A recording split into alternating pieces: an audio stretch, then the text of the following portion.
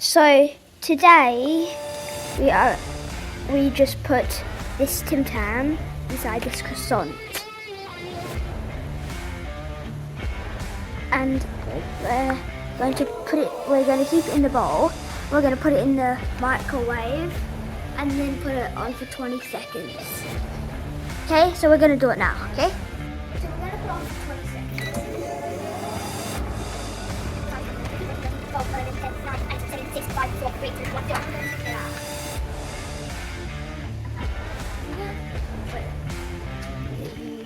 It's kind of melted. What time? Yeah, let's do it for another 10 seconds. Put on for 20 seconds. 9, 8, 7, 6, 5, 4, 3, 2, 1.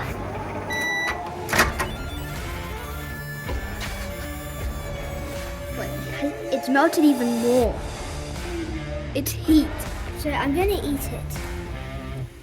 It looks like it's been melted on the outside.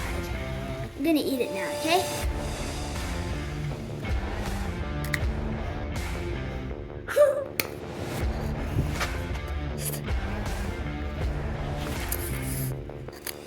It's actually burning. How's it taste? Good. Super hot.